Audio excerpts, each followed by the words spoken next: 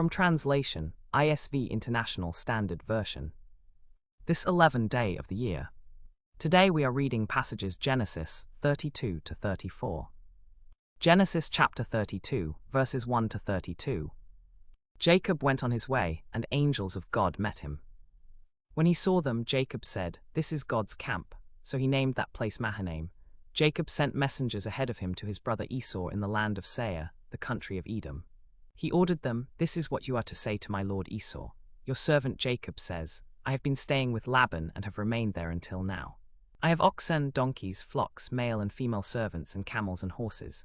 He also instructed them, "You are to say these things to my lord Esau, and you are to watch how he receives me." The messengers returned to Jacob and said, "We went to your brother Esau, and he's coming to meet you, and 400 men are with him." Jacob was terrified and greatly distressed. So he divided the people with him, along with the flocks, herds, and camels, into 2 camps. He thought, if Esau comes to one camp and attacks it, the other camp can escape. Then Jacob said, "O God of my father Abraham, God of my father Isaac, Lord, you who told me, 'Return to your country and to your relatives, and I will bless you,' I'm not worthy of all the loyal love and faithfulness that you have shown to your servant. Indeed, when I crossed the Jordan with just my staff, now I have become 2 camps. Please deliver me from the hand of my brother Esau, because I'm afraid of him. Otherwise, when he comes, he might attack both mother and child.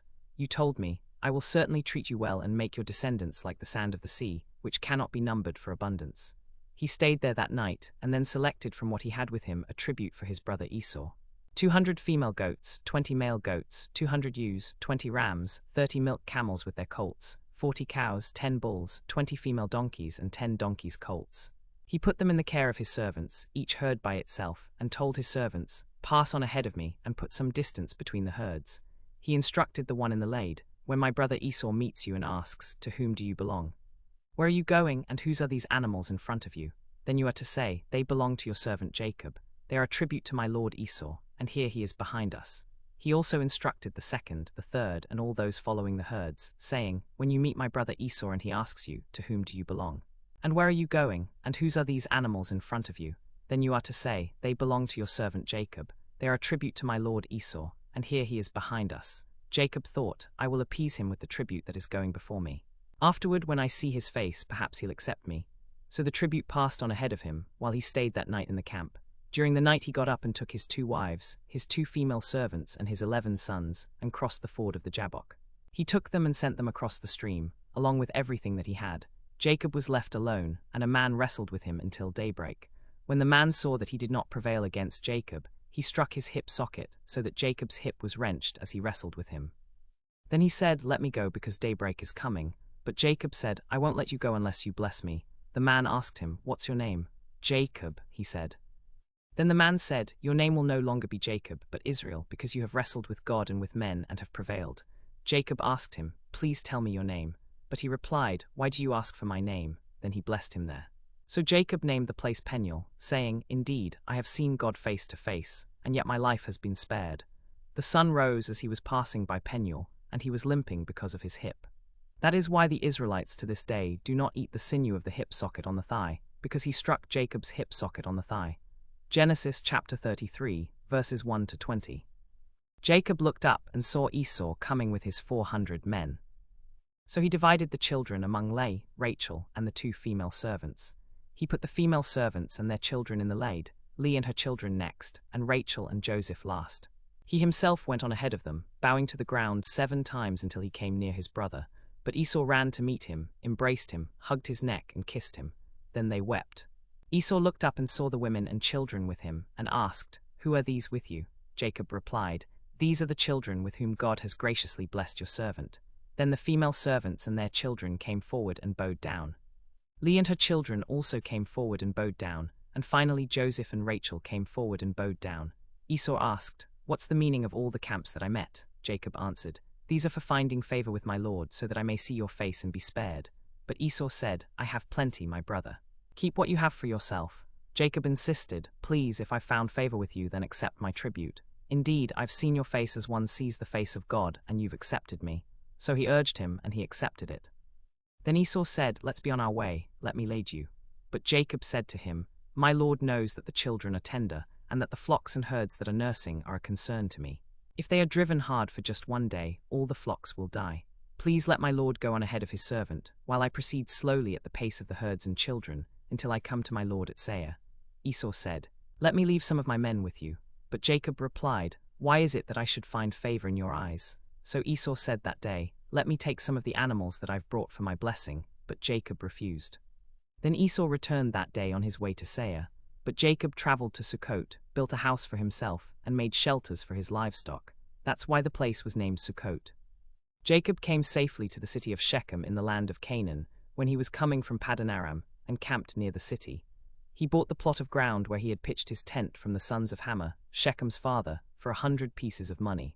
He set up an altar there and named it El-Elohe-Israel. Genesis chapter 34, verses 1 to 31. Dinah, the daughter whom Leah had borne to Jacob, went out to visit the daughters of the land. When Shechem the son of Hamor the Hivite, the prince of the land, saw her, he took her and lay with her by force.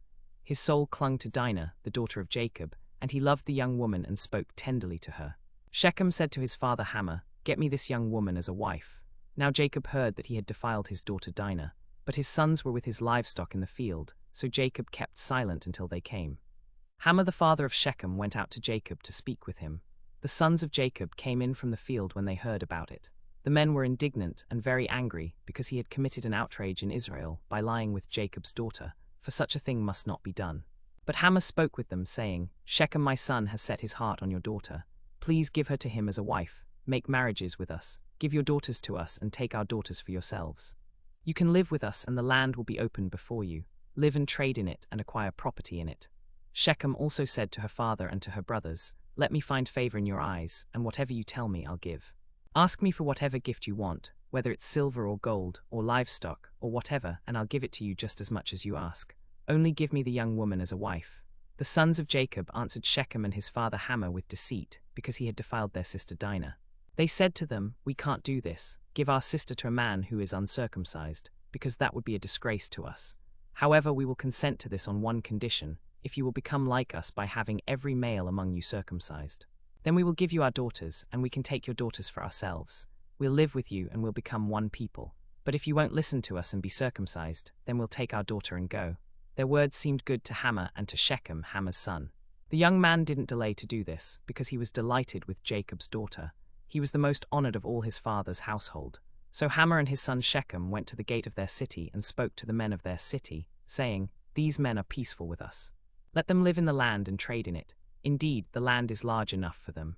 Let's take their daughters as wives for ourselves, and let's give them our daughters. Only on this condition will they consent to live with us, to become one people if every male among us is circumcised, just as they are circumcised. Won't their livestock, their property, and all their animals become ours? Only let's agree with them, and they'll live with us. All who went out of the gate of his city listened to Hamor and to his son Shechem. Every male was circumcised, all who went out of the gate of his city. On the third day, when they were still in pain, 2 of Jacob's sons, Simeon and Levi, Dinah's brothers, each took his sword, came against the unsuspecting city, and killed all the males. They killed Hamor and Shechem, his son, with the edge of the sword, and they took Dinah from Shechem's house and left. Jacob's sons came upon the dead, and plundered the city that had defiled their sister. They took their flocks, their herds, their donkeys, whatever was in the city and in the fields, all their wealth, all their little ones, and their wives. They captured everything that was in the houses and plundered everything. Then Jacob said to Simeon and Levi, You have brought trouble on me, making me odious to the inhabitants of the land, to the Canaanites and Perizzites. I'm few in number, and if they unite against me and attack me, I'll be destroyed, both I and my household. But they replied, Should he treat our sister like a prostitute?